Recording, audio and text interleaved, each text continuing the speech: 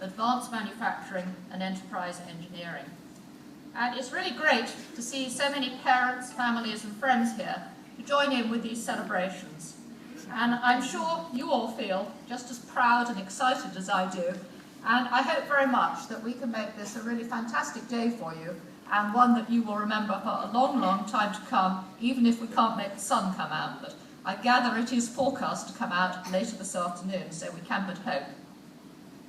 As I'm sure you know, as well as celebrating the success of our students at graduation, we also take the opportunity to recognise a smaller number of people who've made exceptional contributions to the university and to the broader community. And we do this through the award of honorary fellowships, honorary degrees and special prizes. And you'll be able to see the details of everyone we're honouring in this series of ceremonies in your programmes. This morning, it's my particular pleasure to welcome John Hensley to receive an honorary fellowship from the university. John has had a very, very successful career in the engineering industry. He's also been a good friend and supporter of the university for almost 40 years in a number of different guises, including part-time teacher, postgraduate research student, and much valued member of the Industrial Advisory Group to the Department of Mechanical, Aviation and Civil Engineering. So John, I'm delighted to welcome you, your wife and your family here today. Now to you, our graduates, I'm sure you all know that obtaining a degree from Brunel is not easy. But I'd like to pause for a moment and think about what a Brunel degree says about you. Now, I know, and I'm sure you know, you're all inherently very smart because you wouldn't be here otherwise. I also think that every one of you who walks across the stage today has worked very hard to obtain your degree. You might pretend you haven't done, but I'm sure there have been long hours in the library, long hours in your room, completing assignations, and long hours in the lab, etc. And of course, I'm sure, like the rest of us, you've had to cope with all sorts of ups and downs as you've gone along, so well done. You will, of course, have learned a lot about your subject, theoretical, practical, and its relevance to industry. And it's that mix of theory, practice, and industrial relevance which is really the hallmark of a Brunel degree. And I've had several opportunities this year to witness this approach firsthand, partly through visiting your departments and seeing what's going on, but also at events such as Brunel Engineers and the Brunel Digital Degree Show, where I've been fantastically impressed with the projects that I've seen and the conversations I've had with some of you. And I've always wondered how on earth those judges managed to pick out the winners, because all those projects are really so very, very great.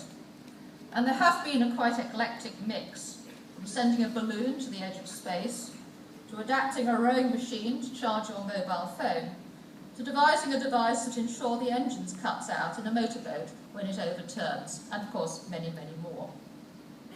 And without exception, these projects have combined not just excellence in theoretical and practical engineering, but also creativity and a whole range of other skills, such as problem solving, data analysis, critical thinking, project management, teamwork, communication, and resilience, to name but just a few.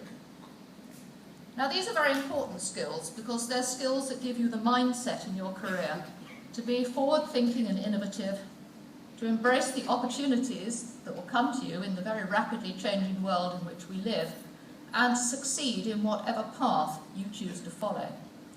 And of course that path will evolve in ways that none of us know as your career progresses, and I'm pretty sure that in 20 years' time, many of you will be doing jobs that none of us have even dreamt of yet.